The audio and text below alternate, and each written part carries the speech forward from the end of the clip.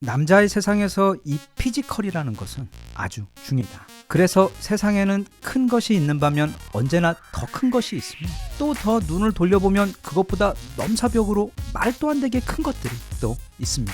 이게 우리가 집에서 인터넷을 사용할 때 반드시 필요한 인터넷 공유기입니다. 그런데 이것도 공유기입니다. 거대한 피지컬 차이 외에도 그 둘의 차이는 이 거대한 공유기의 경우 그 가격이 대당 200억 원이나 한다는 점이며 와이파이 신호 대신 전기를 뿌려주는 역할을 한다는 점입니다. 게다가 이 거대하고 멋진 공유기의 영어 이름은 무려 트랜스포머입니다.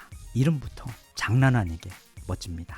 한국말로는 초고용량 변압기라고 부르는데 발전소에서 만든 전기를 가정이나 공장에서 사용할 수 있도록 바꾸어주는 매우 중요한 기계로 이게 없으면 아무리 전기를 많이 만들어도 그걸 사용할 수가 없게 됩니다. 그런데 놀랍게도 이 초고용량 변압기를 만들 수 있는 나라가 전 세계 독일과 한국 이렇게 딱 두 군데밖에 없는 것에 더해 최근에는 한국이 갑자기 독일을 완전히 앞질러서 전 세계 변압기 수요의 거의 대부분을 싹쓸이하고 있는 아주 신나는 상황이 지금 벌어지고 있습니다.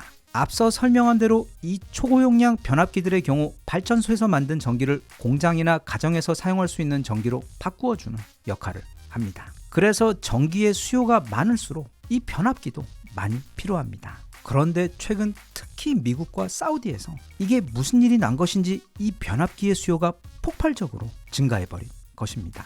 그렇게 어떤 수요가 갑자기 폭발적으로 증가하는 현상을 보통 반도체 업계에서는 슈퍼사이클이라고 부릅니다. 지금 세계 전기 시장에 그 슈퍼사이클이 와버렸습니다. 그런데 그 슈퍼사이클 파도를 완전 제대로 탄 세계 최고의 회사들이 모두 다 한국 회사들입니다. 대표적으로는 현대일렉트릭, 효성중공업, 그리고 LS일렉트릭 이렇게 세 회사입니다. 지금 이 세 회사들은 최근 들어 너무도 잘 나가는 우리 방산산업과 비교해도 좋을 정도로 좀 너무 심할 정도로 잘 나가고 있는데 세계 수주량의 절반 이상을 이 세 회사가 전부 싹쓸이하고 있는 것에 더해 이미 5년치 물량까지 다 예약이 끝난 상태여서 지금 이 세 곳 모두 바쁘게 추가 증설을 하고 있는 상황입니다. 그럼 궁금해집니다. 왜 지금까지 잠잠하다가 갑자기 이렇게 초대형 변압기가 많이 필요하게 된 건지, 그리고 어째서 전 세계에서 유독 한국 회사들만 이렇게 잘 나가고 있는 것이고, 또 이런 물건 기똥차게 잘 맞는 데 있어서는 전 세계에 따라갈 곳이 없는 진정한 공돌이 강국이자 최강 기술의 국가인 독일마저 이렇게 한국에게 밀리게 된 것인지 궁금할 수밖에 없는데 그 비밀은 바로 인공지능에 있습니다. 딱히 따로 설명을 하지 않더라도 지금 전 세계는 바야흐로 인공지능의 시대입니다. 책 총균쇠에서도 친절히 설명해 주었듯 18세기에 시작된 제1차 산업혁명이 증기기관과 대량 생산, 19세기 후반 찾아온 제2차 산업혁명에서는 이제 본격적으로 전기를 활용한 기계들과 엔진 같은 내연기관이 등장하게 되었으며 그 다음 어찌 보면 우리 대한민국이 그 주인공인 20세기 제3차 산업혁명 때에는 바로 컴퓨터와 정보의 자동화가 시작된 디지털의 시대였습니다. 그리고 지금 바쁘게 기지개를 켜고 있는 인류 제4차 산업혁명은 바로 인공지능의 시대입니다. 그런데 이 인공지능은 아주 많은 고성능 컴퓨터를 하나로 연결시킨 다음 그 슈퍼컴퓨터로 인공지능을 공부시키는 방법으로 발전합니다. 즉 인공지능을 개발하려면 컴퓨터가 엄청나게 많이 필요하고 또 그 컴퓨터는 고성능 그래픽카드가 엄청나게 많이 필요하며 그리고 그 고성능 그래픽카드는 메모리가 셀 수도 없이 많이 필요하기 때문에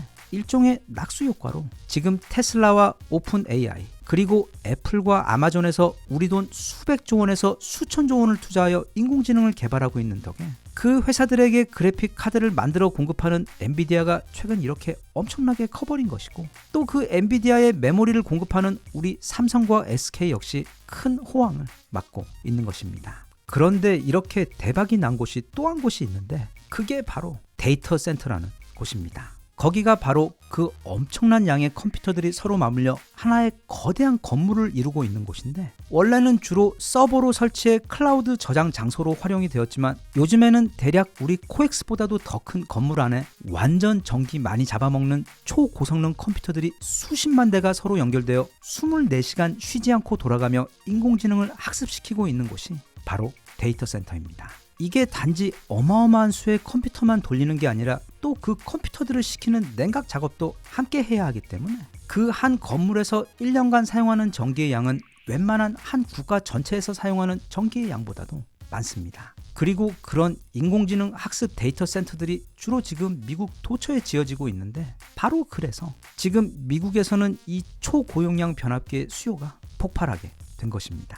여기 보이는 게 지금 우리나라 변압기 회사들의 주가인데, 일단 이 아름다운 그래프들을 보면 쉽게 알 수 있듯이 대략 1년 전 즈음부터 진짜 테슬라, 엔비디아 부럽지 않게 폭발적인 성장을 시작한 것이 보입니다. 그때가 바로 미국에서 지어진 기존 데이터 센터들, 그리고 최근 지어지고 있는 데이터 센터들에 들어갈 변압기 주문이 올려 들어오는 시점이었고, 지금은 최근 너무 급격하게 많이 올라 조금 주춤하기는 하지만 5년치 물량이 모두 확보되어 있을 정도로 앞으로 이 슈퍼사이클은 강하면서도 길게 이어질 전망입니다. 사실 이 변압기 산업은 불과 10년 전만 하더라도 수요는 없고 적자만 심각하게 쌓이는 골치 아픈 사업이었습니다. 왜냐하면 그 이전 약 수십 년간 전기 사용량의 증가는 그리 크지 않았기 때문인데다, 이게 또 기술 개발 등 투자 비용의 설비 유지 비용도 엄청나서 그래서 신규로 들어오는 회사들도 거의 없었고 기존 회사들도 사업을 떠나던 상황이었습니다. 하지만 궁예의 후손인 우리나라 회사들은 어찌된 게 남들이 다 멈추고 떠나던 2000년대 후반부터 본격적으로 투자와 기술 개발에 속도를 내기 시작합니다. 한 예로 현대는 2000년대 초반 아예 미국에다 현지 변압기 공장을 세워버렸고, 또 2019년에는 그걸 2배로 더 키워버리기까지 했으며, 효성 역시 2019년 테네시 주에 있던 굉장히 큰 공장을 인수했는데, 지금 그때 인수한 공장 덕에 앞으로 수조 원에서 수십조 원의 이익을 기대할 수 있게 되었습니다. 참고로 그때 미국 테네시에 있던 그 황금 변압기 공장을 효성에게 헐값에 넘기고 시장에서 철수한 회사가 바로 미쓰비시입니다. 지금은 그때 판 가격에 100배를 주더라도 아마 다시 사지 못할 겁니다. 그리고 엄밀히 말하면 세계에서 이 변압기를 생산하는 회사가 딱 독일과 한국 두 군데밖에 없는 건 아닙니다. 이런 일에 절대 빠지지 않는 중국 또한 아주 당연히 껴있는데, 중요한 건 바로 품질입니다. 지금 전 세계 모든 물량을 빨아들이고 있는 미국의 테크 회사들의 경우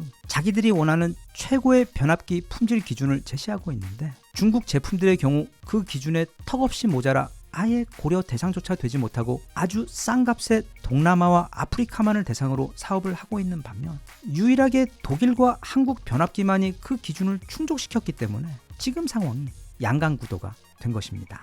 그런데 여기에는 또 한 가지 변수가 있습니다. 바로 납기입니다. 독일 제품은 정말 엄청나게 뛰어나기는 하지만 주문하면 물건 받는 데까지 8년에서 10년 걸리는 독일 전차와 자주포가 그렇듯 이게 기약이 없습니다. 독일에서 주문한 변압기 올 때쯤 되면 벌써 인공지능이 전 세계를 다 정복한 이유일 겁니다. 그런데 우리나라는 미국에서 주문하기 5분 전에 이미 오토바이가 출발했습니다. 그 외에도 거의 맞춤 양복점 수준으로 고객의 모든 필요를 맞춰주는, 그래서 한번 빠지면 절대로 빠져나올 수 없는 것으로 유명한 극강의 AS 서비스 코리안 블랙홀 때문에 지금 당장 어마어마한 양의 고품질 변압기가 필요한 미국의 회사들에게는 우리 한국 제품들밖에 선택권이 없는 것입니다. 현재 전체 수출량의 약 38%가 미국, 23%가 사우디인데, 이게 앞으로 최소 약 5년간은 지속될 예정이고, 한편 또 그 슈퍼 사이클이 끝나면 이제 미국과 유럽에 있는 기존 변압기들이 이미 그 한계 수명인 30년에 다다르고 있는 경우들이 아주 많아서 그때 또 다른 슈퍼 사이클이 추가로 찾아옵니다. 게다가 지금은 생산자 우유의 시장, 즉 살려는 사람은 너무 많은데 그걸 파는 사람은 별로 없어서 생산자가 절대 갑의 위치에 있는 경우라, 지금 당장 고품질 변압기가 필요한 수많은 회사들이 웃돈을 줘가면서까지 주문을 밀어놓고 있는 상황이다. 이게 중국은 물론 미국에서조차 단기간에는 절대 따라잡을 수가 없는 일종의 살짝 그 반도체나 배터리 같은 경우의 산업이기 때문에 당분간 전 세계 이 변압기 세상은 우리 대한민국의 천하가 이어질 것으로 전망되고 있습니다. 대신 또 그래서 근미래 이런 우리나라에 무슨 일이라도 생기면 그때는 세계의 모든 인공지능 산업은 물론이고 도시 내 전기의 송전 자체가 불가능해져 현대 문명 자체가 완전히 멈춰버릴 수도 있기 때문에 하느님이 보호하사 전 세계는 이런 귀한 우리나라를 정말 소중히 여겨야만 합니다. 단 우리나라 제품에도 한 가지 커다란 고질병이 있는데, 이건 보통 아주 오래된 LG 제품들에서 발생하곤 하는 문제로 이 변압기들이 그 한계 수명인 30년이 지나서도 거뜬하게 작동할 정도로 제품을 정말 너무 쓸데없이 튼튼하게 만들어서 그래서 30년 후 재구매율이 크게 낮아질 수도 있다는 굉장히 심각한 단점이 있습니다. 일단 전차와 자주포부터 시작해서 최근 연달아 한국에게 밀리고 있어 너무 당혹스러울 독일에게 심심한 위로의 말을 전하고 싶고, 아무튼 도대체 그 궁예의 눈으로 미래에서 뭘 본 것인지 남들이 다 손 털고 나가는 시장에 뛰어들어 그 누구보다 공격적으로 투자하며 최고의 기술을 완성시키며 마치 땅속 매미처럼 긴 세월을 짱박혀 조용히 이겨낸 후 이렇게 때를 만나 단번에 세계 시장을 장악해버리는 우리나라 변압기 회사들, 정말 너무 멋있고 한국스럽습니다. 이제 인공지능 산업이 성장하면 할수록 우리나라 메모리 회사들도 그 낙수 효과로 함께 성장하겠지만 이 변압기 산업 역시 거대한 캐시카우가 되어 함께 성장할 것이 지금 확실해 보이기 때문에 부디 앞으로도 지금 찾아온 그 슈퍼사이클이 100년 동안 이어지기를 응원합니다.